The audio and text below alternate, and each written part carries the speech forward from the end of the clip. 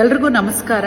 ಇಷ್ಟು ದಿನ ನೀವು ಮಾತಾಡಿದ್ದನ್ನೆಲ್ಲ ನಾವು ಪೇಷಂಟಾಗಿ ಕೇಳಿಸ್ಕೊಂಡಿದ್ದೀವಿ. ಇವಾಗ ನಾವು ಮಾತಾಡೋದನ್ನು ಪ್ಲೀಸ್ ಕೇಳಿಸ್ಕೊಡಿ. ನಾವು ಪ್ರೀತಿ ತೋರಿಸಿದಾಗ ಸ್ಕ್ರೋಲ್ ಮಾಡಿದ್ರಿ, ಸ್ನೇಹದ ಬಗ್ಗೆ ಮಾತಾಡಿದಾಗ ಅದನ್ನು ಸ್ಕಿಪ್ ಮಾಡಿದ್ರಿ.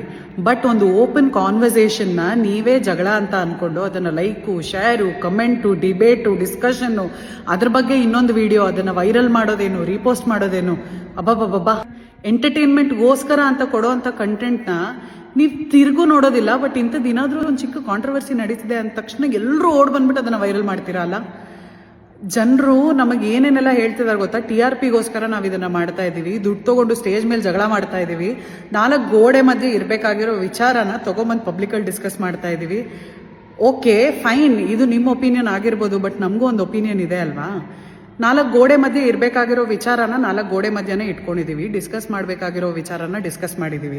ಎಲ್ಲರ ಮನೆಗಳಲ್ಲಿ ನಡೆಯೋಂಥ ವಿಚಾರನ ನಾವು ಡಿಸ್ಕಸ್ ಮಾಡಿರೋದು. ಇನ್ಫ್ಯಾಕ್ಟ್ ಎಷ್ಟೊಂದು ಜನ ಹೆಣ್ಮಕ್ಳು ಅದನ್ನು ನೋಡಿ ನನಗೆ ಮೆಸೇಜ್ ಮಾಡಿದ್ದಾರೆ, ಮ್ಯಾಮ್ ಇದ್ರ ಬಗ್ಗೆ ನಾನು ಮಾತಾಡಬೇಕು ಅಂತ ಯಾವತ್ತೂ ಅನಿಸಿರಲಿಲ್ಲ, ಮನಸ್ಸಲ್ಲೇ ಇಟ್ಕೊಂಡು ಕೊರಗ್ತಾ ಇದ್ದೆ, ಬಟ್ ಈ ಎಪಿಸೋಡ್ ನೋಡಾದ್ಮೇಲೆ ನನಗೂ ಅನಿಸುತ್ತೆ ಮ್ಯಾಮ್ ಶೇರ್ ಮಾಡ್ಕೋಬೇಕು ಅಂತ.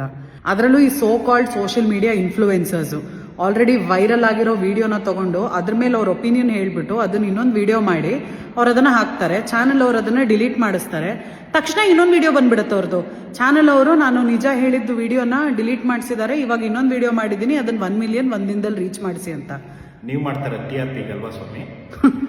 ಇನ್ನೊಬ್ರಿಗೆ ಹೇಳೋಕ್ಕಿಂತ ಮುಂಚೆ ನಾನೇನು ಮಾಡ್ತಾ ಇದ್ದೀನಿ ಅಂತ ತಿಳ್ಕೋಬೇಕು. ಕಂಡವ್ರ ಚಿತೆಯಲ್ಲಿ ಬಿಸಿ ಕಾಯಿಸ್ಕೊಳ್ಳೋದಲ್ಲ ಜೀವನ. ಜೀವನ ಏನು, 4 ಜನಕ್ಕೆ ಒಳ್ಳೇದು ಮಾಡಬೇಕಾಗಿರೋದು ಅಷ್ಟೇ. ನೀವು ಕಂಟೆಂಟ್ ಕೊಡ್ತೀರಾ ಅಂತಂದರೆ ಸೆನ್ಸಿಬಲ್ ಆಗಿರೋ ಕಂಟೆಂಟ್ ಕೊಡ್ರಿ.